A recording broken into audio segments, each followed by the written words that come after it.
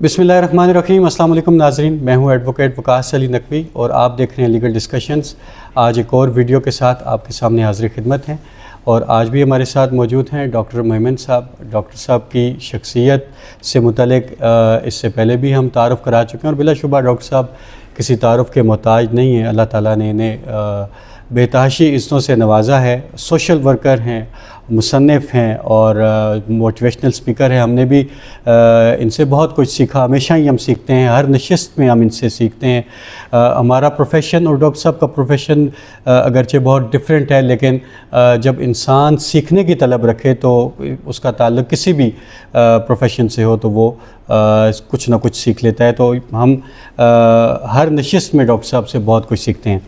आज हम जिस मौजू पे बात करने जा रहे हैं, आप ये जानते हैं कि ये अगस्त का महीना है और अगस्त 2025 में इस वक्त हम बैठे हुए हैं और आपको पता है कि 14 अगस्त 1947 को पाकिस्तान आज़ाद हुआ और आज तक हम आज़ादी का जो जश्न है वो हर साल मनाते हैं। लेकिन बुनियादी तौर पे हम आज तक ये समझने से कासिर हैं कि आज़ादी कहते किसे हैं और जिस तरीके से हम आज़ादी का जश्न मनाते हैं तो क्या हमें उस तरीके से मनाना चाहिए। और इसी तरह की और भी बहुत सारी बातें हम डॉक्टर साहब से सीखेंगे और जानेंगे। आपने वीडियो पूरी देखनी है। अगर आपने अभी तक हमारा चैनल लीगल डिस्कशंस सब्सक्राइब नहीं किया, आप सब्सक्राइब करें, आप हमारे कंटेंट्स को विज़िट करें, आपको वहाँ पे आपके अपने के लिए बहुत कुछ सीखने को मिलेगा। तो आइए चलते हैं आज की हम वीडियो की तरफ। डॉक्टर साहब, एक दफ़ा फिर आपका बहुत बहुत शुक्रिया, आपने अपनी मसरूफ़ियत में से वक्त निकाला। और डॉक्टर साहब, मैं आपसे पहला जो सवाल आपके सामने रखूँगा, पाकिस्तान आज 78 साल का हो चुका है तकरीबन, और 78 साल के बाद भी हम इस मौजू पे बात करने पे मजबूर हैं कि आज़ादी से मुराद क्या है। और ये बात आज तक हम प्रॉपर तरीके से समझ नहीं पाए कि बुनियादी तौर पे आज़ादी का मतलब क्या है। हम जश्न भी मनाते हैं तो क्या हम ये जानते भी हैं कि आज़ादी का मतलब क्या है? इस पे सर ज़रा आप बात करें। जी, बिस्मिल्लाहिर्रहमानिर्रहीम। सबसे पहले तो वकास साहब आपका और लीगल डिस्कशंस की पूरी टीम का, जनाब नईम तरीन साहब का मैं दिल की अता गहराइयों से शुक्रिया अदा करता हूँ। और वो कहते हैं ना कि ये इत्तेफाक के नहीं इंतखाब के मामले होते हैं। ये अल्लाह ताला जिससे अपनी मखलूक की खिदमत का काम लेना चाहे, और अल्लाह ताला सबसे ज़्यादा खुश इसी बात से होता है। अल्लाह ताला को राज़ी करना है तो उसकी मखलूक की खिदमत करें, उसकी मखलूक से आप मोहब्बत करें। तो लीगल डिस्कशंस की जो ये एफ़र्ट्स हैं इन वीडियोस के ज़रिए, सबसे पहले तो जो आप लीगल मामलात होते हैं, ज़ाहिर है आपको पता है कि एक आम आदमी के लिए इन मसाइल को समझना जो है वो इतना आसान नहीं है। सही। तो पहले जो आप ये मैं समझता हूँ बड़ा काम है जो आप ये रहनुमाई लोगों को देते हैं इस हवाले से। दूसरा जो है आप कोई ना कोई मसला, चाहे वो समाजी मसाइल हैं उनके हवाले से, चाहे वो तालीम का मसला है, इस तरह के और कोई लर्निंग डेवलपमेंट है, कोई चीज़ें हैं, कोई ना कोई आप वो मसला जो है वो करते हैं। उसको ज़ाहिर है बुनियादी तौर पे हम कहते हैं ना, इंसान और जानवर में जो फ़र्क है वो एहसास का है। आप उसको महसूस करते हैं तो फिर उसके बारे में बात करते हैं। और आज भी जिस मौजू का आपने इंतखाब किया, मैं समझता हूँ वक्त की अहम ज़रूरत है और हम सबको ये समझना होगा कि जिस मुल्क में हम रह रहे हैं वो मुल्क कहाँ से आया है, उसके क्या मकासद थे, हमारे बुज़ुर्गों ने क्या उनकी फ़िक्र थी, फिर उन्होंने क्या मेहनत की, क्या कुर्बानियाँ इसके लिए दी हैं। तो जब हम ये सवाल करते हैं ना कि क्या वाकई हम आज़ाद हैं और आज़ादी से क्या मुराद है, तो इसकी सबसे मेरे जहन में जो पहली बात आती है, देखें पाकिस्तान के लिए हमने कोई कुर्बानी ख़ुद मैंने तो नहीं दी और ना मेरे सामने कोई कुर्बानी मैंने देखा है कि लोग दे रहे हों। मुझे तो ये प्लेट में एक चीज़ जो है वो तैयार मिली है बिल्कुल, तो मैं उसकी कदर नहीं कर सका जी। और क्या हम आज़ाद हैं? देखिए, इससे पहले थोड़ा सा हम देखते हैं कि क्या हमारी जो दीगर शनाख्तें हैं, मिसाल के तौर पे मैं इंसान हूँ तो मैं ख़ुद से ही पूछता हूँ क्या मैं इंसान भी हूँ? यानी अगर मैं इंसानों के घर में पैदा हुआ हूँ, इससे तो ये मुझे नहीं मिलता ना कि इंसानियत का मुझे सर्टिफिकेट मिलता। सही बात। गालिब साहब, क्या खूबसूरत बात है ना, बस के दुश्वार है हर काम का आसान होना, आदमी को भी मुयस्सर नहीं इंसान होना। क्या मैंने वो हक़ अदा किया है इंसानियत का? वो शाकिर शुजाबादी साहब, क्या खूबसूरत राज़ी को तो रोज़ी देदा जितों वहमो गुमान ना होवे, بندے لکھ کروڑاں شاکر، ہر بندہ انسان نہیں ہوتا. انسان نہیں ہوتا. میں مسلمان ہوں، کیا میں مسلمان ہوں؟ کیا عبادت ہم سب سے زیادہ کرتے ہیں؟ وقاص بھائی کیا وہ اس کا نتیجہ میری زندگی میں آتا ہے؟ کیا میں وہ محبتیں میں بانٹ سکتا ہوں؟ آج کتنی زیادہ آپ دیکھیں کہ نفرت ہے، مذہب کے بنیاد پہ ہمارے کتنی نفرت ہے. اچھا پھر آ جائیں پاکستان کے اوپر. میں پاکستانی ہوں کہ واقعی میں پاکستانی ہوں؟ اگر میں اپنی کوئی جیسے میں استاد ہوں تو میں پروفیسرز جتنے بھی ہیں اس کی کمیونٹی میں تو بڑا ایکٹیو ہوں. اپنے سارے حقوق کا مجھے پتہ ہے، کب میں نے اسٹرائک کرنی ہے، کب میں نے وہ سارا کچھ تو مجھے پتہ ہے. پاکستان اس کے مسائل پہ ہم آگے چل کے بات کریں گے نا. یہ یہاں پر پہنچا وقاص بھائی ایسے نا کہ اگر تاجروں نے جلوس نکالا ہے، ڈاکٹرز نے نکالا ہے، اچھا وکلاء نے نکالا ہے، اساتذہ کرام نے نکالا ہے، ایک ہی بات کی ہے ساڈا حق ایتھے رکھ. کسی نے یہ نہیں کہا کہ پاکستان کی طرف ہمارا فرض کیا تھا. تو آزادی کو نہ اس کی قدر و قیمت کا ہمیں پتہ ہے، اور واقعی بالکل یہ سوال کہ کیا ہم آزاد ہیں، اس کی بنیادی وجہ یہی ہے کہ ہم نے نہ اس کے لیے کوئی قربانی دی ہے، نہ ہم نے اس کو اچھا ہوتے ہوئے قربانی. اب آپ دیکھیں کہ کیا آزادی کا مطلب پھر یہ ہے نا کہ کیا یہ صرف انگریز سے آپ نے آزاد ہونا تھا؟ کیا آج فکری طور پر آپ آزاد ہیں؟ کیا آج آپ سیاسی طور پر آزاد ہیں؟ کیا آج آپ معاشی طور پر آزاد ہیں؟ IMF کا قرضہ دینے میں ایشیا میں ہمارا پہلا نمبر ہے اور پوری دنیا میں ہمارا 5واں نمبر ہے. یعنی بیرونی اندرونی گردشی قرضے جب آپ اٹھا کے دیکھیں آپ کے رونگٹے کھڑے ہو جائیں گے. آپ کی ہر موٹر وے جو ہے وہ گروی رکھی ہوئی ہے اور ہر آپ کا ایئرپورٹ آپ نے رکھا ہوا ہے. تو یہ معاشی طور پر ہم اپنے فیصلے کرنے میں ہم آزاد ہیں. کیا ہم کل ہم نے یوم استحصال کشمیر پہ ہم کیوں نہیں ابھی تک ان کو آزادی دلا سکے ہیں؟ اسی طرح کہ آپ کوئی بات کرنے میں آپ کو اظہار رائے کی آزادی آپ کو حاصل ہے، اور خواتین ہمارے جو اتنے یہاں پہ ان کے سنجیدہ قسم کے کیا وہ امن و امان کے ساتھ آزادی کے ساتھ جو چاہیں وہ کر سکتی ہیں. بالکل صحیح. تو یہ تمام سوالات جو ہیں وہ یہ غور طلب ہیں، اسی پہ ہماری گفتگو ہو رہی ہے. صرف آزادی اس چیز کا نام نہیں ہے، لیکن ہم اللہ پاک کے فضل سے ہم آزاد ہیں. اللہ پاک نے بہت بڑی ہم پہ یہ نعمت کی ہے. اب بات یہ ہے کہ ہم اس کو سمجھ نہیں سک رہے ہیں یا قدر نہیں کر رہے ہیں، یہ ایک علیحدہ بات ہے. لیکن آپ ان ملکوں سے دیکھیں، آپ غزہ کو بھی آپ دیکھ لیں مثال کے طور پہ، آپ کشمیر کے آپ دیکھ لیں، افغانستان کے وہ مسائل آپ کے سامنے ہیں، باقی آپ لیبیا کو دیکھ لیں، عراق کو دیکھ لیں، شام کو دیکھ لیں، کئی ممالک ہیں جہاں پر انہوں نے. لیکن آپ دیکھیں کہ ہم کس طرح سے اس آزادی کو ہم اس سے لطف اندوز ہوتے ہیں، اور کتنے ہم. سوال یہ ہے کہ واقعی کہ ہم فکری طور پر، معاشی، سیاسی طور پر، مذہبی طور پر، دیگر معاملات میں ہم آزاد ہیں. پاکستان جس مقصد کے لیے بنا تھا کیا ہم نے اس کے حصول کی جانب گامزن ہے حاصل کیا یا نہیں؟ یہ اصل بالکل صحیح. یعنی کہ ہر اعتبار سے ہم اپنے متعلق جو فیصلے ہیں وہ ہم خود کریں گے.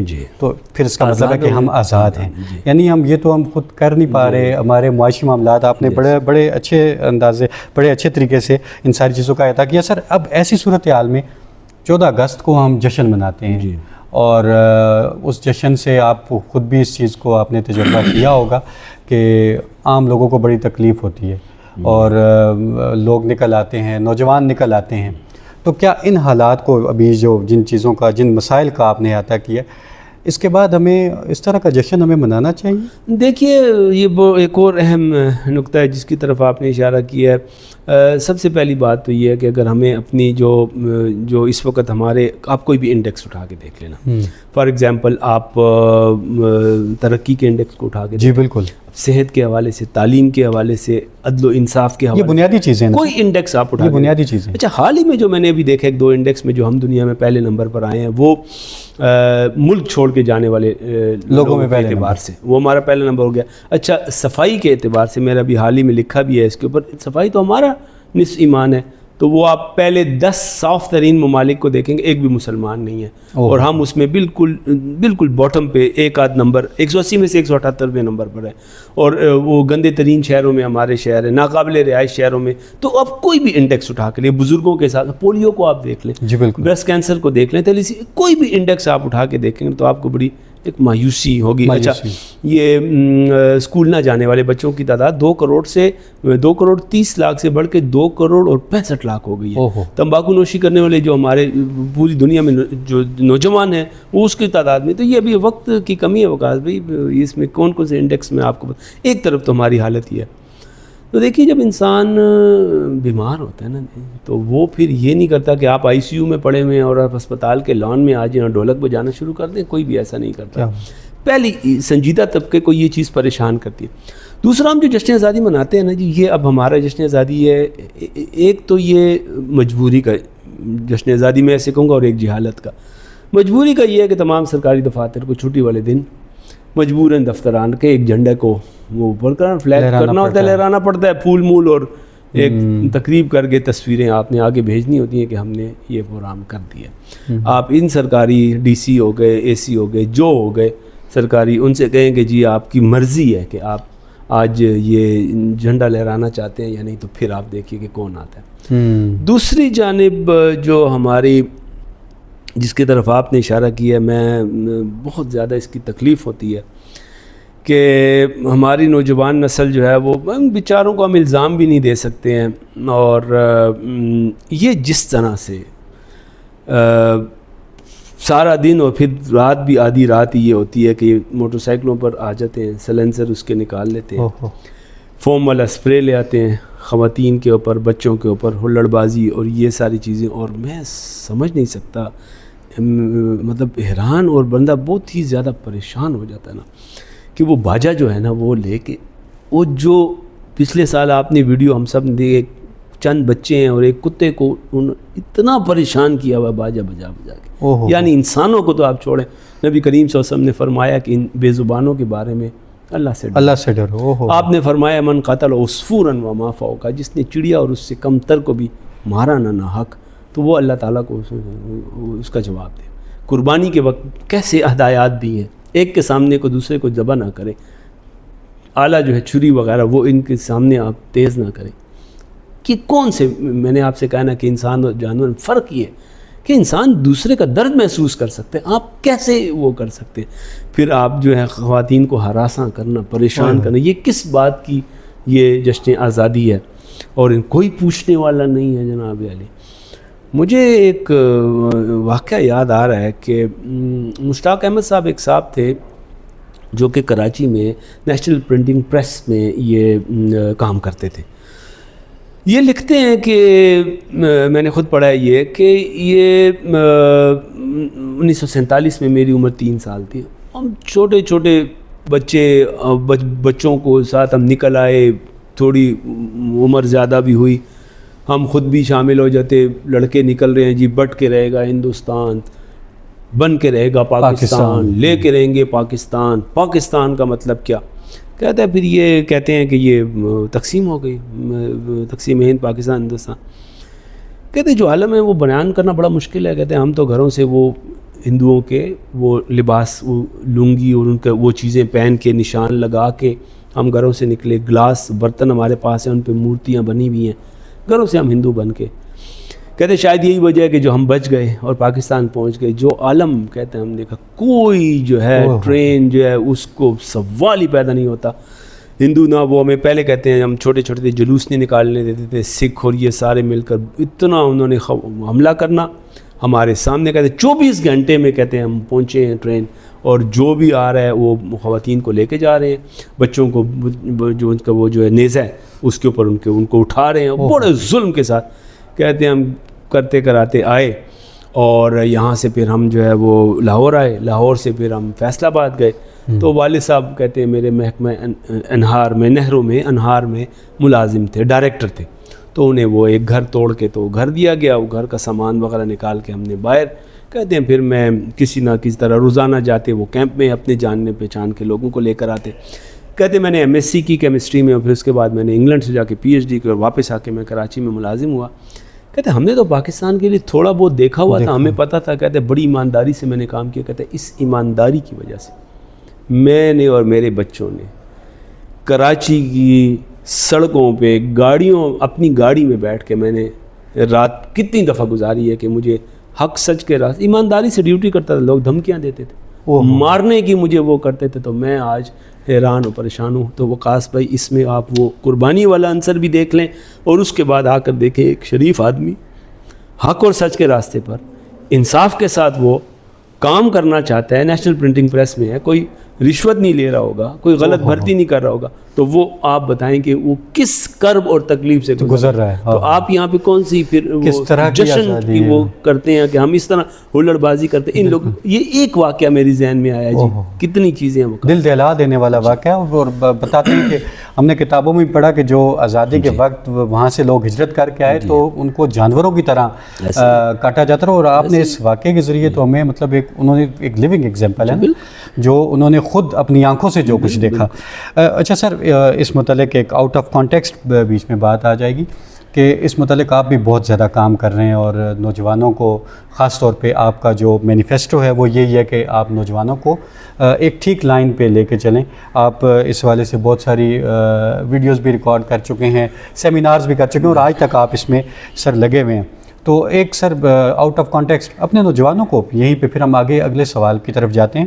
نوجوانوں کو آپ ایک مختصر سا پیغام دیں کہ یہ آزادی آپ جب بنائیں گے تو آپ دیکھیں کہ اس کا کوئی رزلٹ آیا ہے, آزادی کا جو مقصد تھا آزادی کا وہ مکمل ہوا ہے. اور اسی کے ساتھ آپ سر ذرا آزادی کا مقصد بھی آپ اس پہ بھی ذرا روشنی ڈالیں اور نوجوانوں کو بھی ذرا بتائیں کہ آزادی کا بنیادی طور پہ مقصد ہے کیا. دیکھیے وقاص بھائی, جب آپ بات کرتے ہیں ہماری یوتھ کے بارے میں, یہ اس وقت 65% ہماری نوجوان نسل ہے اور یہ ہماری آپ کے ریڑھ کی ہڈی کی مثال ہے اور ہماری ترقی اور ہماری بقا اس دونوں کا دار و مدار ہمارے پہ. اب اس حوالے سے جو سب سے زیادہ پریشان کن بات یہ ہے کہ پچھلے 3 سال میں آپ کے 25 لاکھ نوجوان اس ملک سے جا چکے.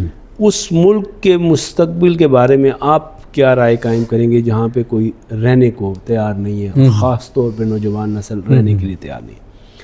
اس طرح سے اگر آپ, کل بھی میں نے یوم استحصال کشمیر پہ بات کی ہے, بات کرنے کے بعد ہم پروفیسرز آپس میں بات کر رہے تھے کہ اب کشمیر پہ بات کرنا اور خاص طور یوتھ کے ساتھ بات کرنا بہت مشکل ہو گیا. بڑے سنجیدہ قسم کے آپ کے سوال کرتے ہیں. تو اسی طرح جب آپ ان سے بغیر اس سب چیزوں کے, ان کے حالات کیا ہیں, ان کے مسائل کیا ہیں, اب بڑے مطلب میں نہیں سمجھتا میری جو عمر تھی اس وقت وہ مسائل کا سامنا آج ان بچوں کو نہیں ہے. بہت ہی مختلف مسائل ہیں. انفارچونیٹلی وہ جیسے آپ کی دیکھیں میڈیکل سائنس چینج ہو رہی ہے تو آپ مسئلے چینج ہو رہے ہیں, دوا بھی آپ اس کی مختلف کر رہے ہیں, لیکن ہمارے ہاں تو یہ مسائل تبدیل ہو رہے ہیں لیکن ممبر و محراب سے, یونیورسٹی سے, کالج سے اس قسم کی یوتھ کو ہدایت تو نہیں مل رہی ہے, گائیڈنس تو نہیں مل رہی, تو وہ پھر ڈیفینیٹلی وہ جو ہے وہ دوسری طرف جائیں گے. تو بہت ہی ہنگامی بنیادوں پر میں سمجھتا ہوں کہ ہمیں اس یوتھ کا کانفیڈنس وہ حاصل کرنا ہوگا, گین کرنا ہوگا ان کے دلوں میں. دیکھیں یہ جو ٹرسٹ ڈیفیسٹ ہے نا, وہ اب ان کا ٹرسٹ وہ نہیں ہے, ہماری ان کے ساتھ کمیونیکیشن وہ نہیں ہے. تو ہمیں ان کو بتانا ہوگا, جس طرح آج ہم یہ کوشش کر رہے ہیں, اس یوتھ کو ہمیں بتانا ہوگا کہ بھائی یہ ملک ہم نے بڑی مشکل سے, ہمارے بزرگوں نے بڑی قربانی دے کر حاصل کیا ہے. اللہ تعالیٰ کی بہت بڑی نعمت ہے.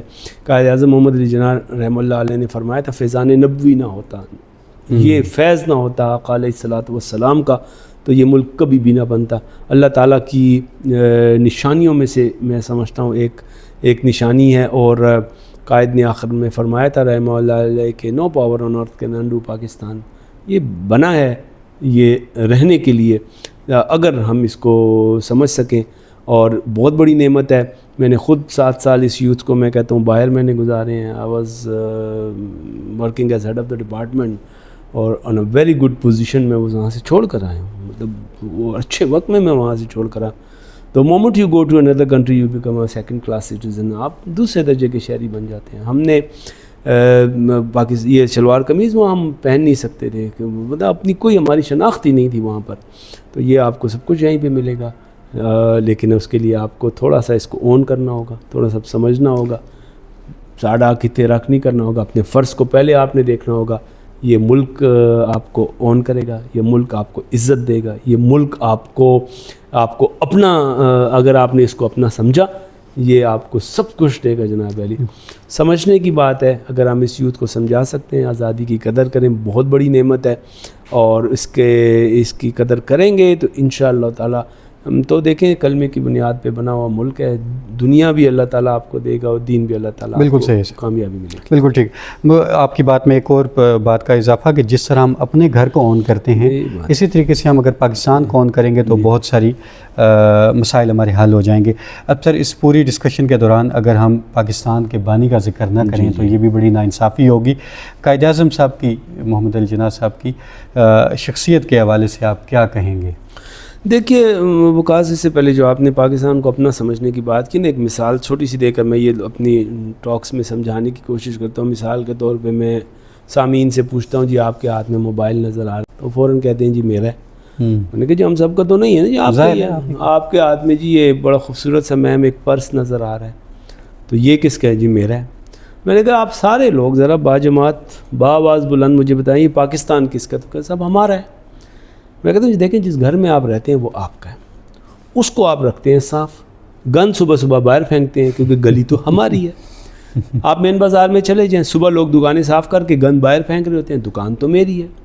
آپ ڈرائیو کرتے ہیں, آپ سفر کرتے ہیں, آپ دیکھیں گے گاڑی میں سے ابھی ایک کاغذ نکل رہا ہے, ڈبہ نکل رہا ہے, بوتل نکل رہی ہے, کیلے کا چھلکا باہر پھینک رہے ہیں. کیوں؟ کیونکہ موٹر وے تو ہماری ہے. تو میں نے کبھی یہ نہیں کہا کہ پاکستان میرا ہے. بالکل پاکستان ہمارا کہتے ہیں ہم. بھائی اب آپ کے موبائل کو کوئی ہاتھ لگائے, آپ کے پرس آپ چھوڑ دیں تو جناب اس کو آپ آن کریں. ہمارا اپنی جگہ بھی یہ میرا ہے. آپ مجھے گالی دے دیں, 2 گالیاں دے دیں, 3 دے دیں, مجھ سے دعا ہی لیں گے, لیکن آپ پاکستان کو کچھ کہیں گے تو پھر تکلیف ہوگی مجھے. یہ فلیگ میں اپنے بچوں کو کہتا ہوں آپ ایک دن یہ جس دن یہ یہاں پہ نہ ہوا, مطلب یہ 50 کے قریب میں نے منگوائے ہیں, پھر منگواتا ہوں, ہر کپڑے پہ لگا ہوتا ہے تاکہ مجھے روز لگانا نہ پڑے. ہمیشہ ہوتا ہے آپ کے پاس. جس دن یہ نہ ہوا میں آپ کو چائے پلاؤں گا. آج 15 سال سے میں آپ کو کھانا کھلاؤں گا. میں نے جس دن یہ نہ ہوا, کھانا کیا یہ مجھ سے چائے بھی نہیں پی سکے آج 15 سال تک. یہ نہیں ہوا تھا. میرے گھر کی نشانی یہ ہے, 30 فٹ کا پائپ لگا ہوا ہے, اس کے اوپر جو پاکستان کا پرچم ایک اترتا ہے, خراب ہوتا ہے, دوسرا ہے. ہم اس کو آن جب تک نہیں کریں گے تو یہ بات نہیں بنے گی. جی وقاص جی دیکھیں قائد اعظم محمد علی جناح, ابھی بھی یہ نعیم ترین صاحب کے ساتھ بات ہو رہی تھی کہ آپ دیکھیں گے کہ اس وقت جو ہے وہ بڑی بڑی شخصیات موجود تھی, بہت بڑی. آپ اٹھا کے دیکھیں تاریخ, اتنی پرانی بات تو نہیں ہے, 78 سال 100 سال پہلے کی بات ہے. بڑے بڑے علماء کرام, بزرگان دین, مشائخ دین جو ہیں وہ موجود تھے. تو اللہ تعالیٰ نے قائد اعظم محمد علی جناح سے یہ کام لیا ہے, کلمے کی بنیاد پہ یہ ملک بنا ہے. تو یہ کوئی معمولی بات نہیں, معمولی بات نہیں, کوئی معمولی بات نہیں ہے. اور آپ نے فرمایا تھا فیضان نبوی نہ ہوتا یہ کام کبھی بھی نہ ہوتا, میں اکیلا یہ کام نہیں کر سکتا تھا, اور روحانی فیض مجھے حاصل تھا, اور اب یہ آپ سب کی ذمہ داری ہے کہ پاکستان کو آپ وہ ترقی کی راہ پہ, اور آپ نے فرمایا اس کو ایک ایسی اسلامی ریاست بنائیں خلفائے راشدین کی طرح جو ہے وہ آپ ایک وہ لے کر آئیں یہاں پر. قائد اعظم کی زندگی میں بھی اس پہ 2 کتابیں میں نے مکمل کی ہیں. قائد اعظم کے 72 سال, کتنی ان کی عمر تھی, 76 سال, یہ وہ ایک پورا اس کا ٹائٹل ہے. دوسرا میرا بھائی, یہ ان کا فاطمہ جناح کی کتاب ہے. کیا بات. تو وہ انشاءاللہ اس پہ کسی وقت جو ہے وہ وقاص بھائی میں کہتا ہوں الگ سے ایک نشست کریں گے. 2-3 باتیں قائد اعظم کی زندگی سے میں سر یہ کتابیں شائع ہو چکی ہیں. یہ کتابیں ہیں نا, ان کو مطلب ان کو ہی میں نے ان سے ہی جو ہے وہ سارا خلاصہ قائد اعظم کے جو ہے شائع بھی ہو چکی ہیں. جی. اچھا یہ مارکیٹ میں عام کتابیں بالکل ہیں, بالکل اویلیبل ہیں. یہ کتابیں لیں, ان کو پڑھیں, قائد اعظم کو سمجھنے کی کوشش کریں. ڈاکٹر الہی بخش نے زیارت میں قائد اعظم کو بتایا تھا کہ جی آپ کو ٹی بی ہے. قائد نے فرمایا مجھے پتہ ہے 12 سال سے مجھے ٹی بی ہے, مجھے پتہ ہے. اور قائد نے لارڈ ماؤنٹ بیٹن نے کہا تھا کہ اگر ہمیں پتہ ہوتا یہ شخص اتنا بیمار ہے تو ہم کبھی بھی ہم تھوڑا سا انتظار کر لیتے, کیونکہ ہمیں پتہ تھا اس کے بعد جو ہے وہ کوئی بھی نہیں ہے. اور نہرو کی بہن وجے لکشمی کتابوں میں موجود, انہوں نے کہا کہ 100 نہرو 100 گاندھی مسلم لیگ میں ہوتے, ایک قائد اعظم ہمارے پاس ہوتے, ایک قائد اعظم. تو ہم مسلم لیگ اس میں کانگریس میں ہوتے, ہم کبھی پاکستان نہ بنے. اب آپ ان کی مطلب اخلاقی اعتبار سے اس شخص کو آپ دیکھیں, آپ حیران رہ جائیں. 18 سال میں کون بیرسٹر بنتا ہے, کیا اس کی لیاقت کو آپ دیکھیں. کیا بات. پھر جو آپ کی فیلڈ سے متعلق ہے, جو جرا کر رہے ہیں, جو عدالت میں ان کا جج صاحب کے ساتھ بات ہے, ہاں وہ انگریز ایک آگے جی کرسی خالی کر, انہیں کیسے خالی کریں. ان کی جو ایک ڈگنیٹی, ایک خودداری تھی, وہ واقعات آپ دیکھیں حیران رہ جائیں گے. پروٹوکول کے کلچر کے کتنے سخت وہ خلاف تھے. ڈرائیور حنیف آزاد ان کے ڈرائیور کا نام نے کہا جی میں گیٹ کھولتا ہوں فاٹک, انہیں کہا بھائی عید والے دن نے کہا جی آپ آگے آ جائیں. کیسے آگے آ جائیں بھائی؟ جہاں نماز پڑھنی ہے وہاں پہ میں نماز پڑھوں گا. ایک چھوٹی سی بات بتاتا ہوں پھر آگے بڑھتے ہیں, وقت کی بھی کمی ہے, کہ بچوں سے اسٹوڈنٹ سے بات کر رہے تھے. کہا جی کون کون پاکستان جانا چاہتے ہیں؟ سارے بچوں نے ہاتھ اٹھا دیا. قائد رحمہ اللہ علیہ نے فرمایا کہ کس کی سائیکل پہ بتی لگی ہوئی ہے؟ قانون بنایا تھا انگریز نے کہ سائیکل پہ بتی ہوگی. ایک بچے نے ہاتھ اٹھایا. قائد نے فرمایا صرف آپ پاکستان جائیں گے. ہم سب نے کہا جی ہم بھی جانا چاہتے ہیں. لیکن پاکستان میں وہ جائے گا جو قانون کی پابندی کرے. آج وکاس بھائی دیکھیں پاکستان میں وہی سب سے بڑا انسان ہے جو قانون کی جو ہے دھجیاں ورزیاں کرتا ہے, رکھ دیتا ہے جناب علی. جو پروٹوکول کلچر ہے یہ ہمارے قائد, اس قسم کا وہ ایک انسان تھا. اور حکیم الامت اشرف علی تھانوی رحمہ اللہ علیہ نے فرمایا تھا کہ شبیر احمد عثمانی اگر موجود ہیں امت کو کسی کی ضرورت نہیں ہے. شبیر احمد عثمانی زندگی میں مخالفت کرتے تھے قائد اعظم کی, اس کی بھی. لیکن جب قائد اعظم فوت ہوئے, جنازہ پڑھا ہے, لوگوں نے پوچھا, میں نے کہا جی مجھے زیارت ہوئی ہے, آقا علیہ السلام نے مجھے حکم دیا ہے, میرا مجاہد فوت ہوا ہے, کیا کہ اس کا جنازہ پڑھا. تو یہ کوئی مذاق نہیں ہے جناب علی. انشاءاللہ قائد اعظم کی شخصیت پہ ضرور ہم وہ ایک الگ سے بالکل جی یہ ہم ضرور اس یہ ان کا حق ہے, بہت ضروری ہے, ہمارا فرض ہے, ان کا حق ہے, اس یوتھ کا, ہمارے سامعین کا حق ہے. بڑے انفارچونیٹلی نا ہماری جو تعلیمی نظام ہے, جس نے کچھ کرنا ہے اسی نے بڑے سنجیدہ قسم کے مسائل ہے. تو ہمارے مطالعہ پاکستان پر آپ کو پتہ ہے کہ اس وقت ہماری یوتھ جو ہے وہ بڑے سنجیدہ قسم کے سوال اٹھاتی ہے. پڑھنے والے الگ سے پریشان ہیں, پڑھانے والے سے آپ گفتگو کریں وہ الگ سے پریشان ہے, کیونکہ حال میں ہی جو کچھ ہوا ہے وہ کتابوں میں شامل ہے. تو یہ ان کو بتانے کی ضرورت ہے. قائد اعظم محمد علی جناح کی شخصیت ایک ہمارے لیونگ آپ کہہ لیں کہ زندہ تابندہ جاویداں ہمارے سامنے جو مثال ہے اس سے ہم سب سیکھ سکتے ہیں. سر ڈاکٹر صاحب بہت بہت شکریہ سر, بڑی سیر حاصل گفتگو ہم نے کی, آپ سے سیکھا بھی بہت کچھ. اب آخر میں آپ سے یہ گزارش کروں گا کہ ہماری قوم کو ایک پیغام آپ دیں کہ ان سارے مسائل سے نکلنے کا ایک تو حل کیا ہوگا, ہمیں کیا کرنا چاہیے, اور اس کے بعد ہم آزادی مناتے ہوئے بھی اچھے لگیں گے. قوم کو سر ایک پیغام, پھر ہم اسی سے ہی اپنی ویڈیو کو اختتام کرتے ہیں. وکاس بھائی یہ تقریباً 2 سال پہلے مجھے اتفاق ہوا تھا ایک بہت ہی ہائی لیول کی ایک نشست میں شرکت کرنے کا. پورے پاکستان سے بڑے اس میں لرنڈ قسم کے لوگ تھے, اور تقریباً 5 ہفتے تک ہم نے اس میں بیٹھ کے مغز ماری کی ہے ہم نے کہ پاکستان کے مسائل کے ہیں اور ہم کیسے اس کو آگے لے کے جا سکتے ہیں. آپ کو بڑی حیرت ہوگی کہ مطلب اس میں جو ہمارے اساتذہ کرام تھے, نہیں میں 28 سال کے بعد آپ مجھے کلاس میں بٹھا رہے ہیں تو پھر کسی کو تو آپ کو لانا پڑے گا کہ جو مجھے بھی تھوڑا سا پڑھائے. تو اس میں صدر پاکستان ہمارے استاد تھے, چیف جسٹس آف پاکستان ہمارے استاد تھے, اس لیول پہ چیئرمین HEC ہمارے اساتذہ کرام میں شامل تھے. تو بڑی حیرت بھی ہوئی, پریشانی بھی ہوئی کہ اس ورکشاپ کے پہلے دن ہمیں یہ بتا دیا گیا کہ ہم یہاں صرف پاکستان کے مسائل کا احاطہ کر سکتے ہیں, اس کا کوئی حل نہیں ہے. یہ میں سمجھتا ہوں بڑی غیر ذمہ دارانہ اور اس قسم کی یہ مایوسی پھیلا دینے والی بات ہے. ایسا نہیں ہے, مسائل ہر جگہ ہوتے ہیں. اور اقبال نے فرمایا تھا اس وقت کب ڈرا سکتا ہے غم کا عارضی منظر, مجھے ہے بھروسہ اپنی ملت کے مقدر پر مجھے. یہ تو no power on earth can undo Pakistan. تو سب سے پہلے ہمیں نظریہ پاکستان کو سمجھنا ہوگا. آج بھی ہم بات کر رہے ہوتے ہیں, اس کے بڑا مطلب افسوس کی بات ہے. ابھی ہم آپ کو بتائیں گے کہ نظریہ پاکستان 78 سال بعد کیا وہ مقاصد تھے, قائد اعظم کی شخصیت کیا تھی, قرارداد پاکستان کیا تھی, قرارداد مقاصد کیا تھی, اور علامہ محمد اقبال رحمہ اللہ علیہ کی وہ فکر کیا تھی, انہوں نے ہمیں کیا پیغام دیا. پھر اس کے بعد جو ہے وہ سب سے ضروری چیز ہے, دیکھیں مقاصد کا تعین کریں. ہر شخص آپ کی زندگی کا مقصد کیا ہے, آپ نے کیا, یہ سوال ہے کہ پاکستان نے مجھے کیا دیا, کبھی آپ نے سوچا آپ نے کیا دیا ہے اس کو. تو خدا را مقاصد کا تعین کریں, اس ملک کو اون کریں, اس ملک کی دیکھیں. اب ہم تھوڑا سا آپ کی آج مصروفیت ہے, میں بہت مصروف ہوں, تو تھوڑا سا وقت نکالا ہے, کچھ ہم اپنے حصے کا دیا جلانے کی کوشش کر رہے ہیں. ڈاکٹر صاحب بہت بہت شکریہ سر, ہمیشہ کی طرح آج بھی بہت کچھ سیکھنے کو ملا. آخر میں اپنے ناظرین کو صرف یہ بات کہنا چاہوں گا کہ آپ نے ڈاکٹر صاحب کی ساری گفتگو سنی. اب آپ خود اس چیز کا احاطہ کریں کہ کیا ہم واقعی آزاد ہیں, اور کیا آزادی کا جشن تو ظاہر ہے اس کے مقاصد کے حصول کے بعد منایا جاتا ہے۔ تو اب آپ آزادی مناتے ہوئے یہ ضرور سوچیں کہ کیا ہم نے وہ مقاصد حاصل کر لیے ہیں، اگر نہیں کیے تو وہ جو مقاصد کے اصول کے لیے جو ایفرٹس ہیں وہ ہمیں کرنی چاہیے۔ آپ سب کے دیکھنے کا بہت بہت شکریہ۔ انشاءاللہ کسی نیکسٹ ویڈیو میں دوبارہ آپ کے سامنے حاضر خدمت ہوں گے۔ ڈاکٹر صاحب سے سیکھنے کا سلسلہ انشاءاللہ جاری رہے گا۔ آپ کے دیکھنے کا ایک بار پھر بہت بہت شکریہ۔ السلام علیکم ورحمۃ اللہ وبرکاتہ۔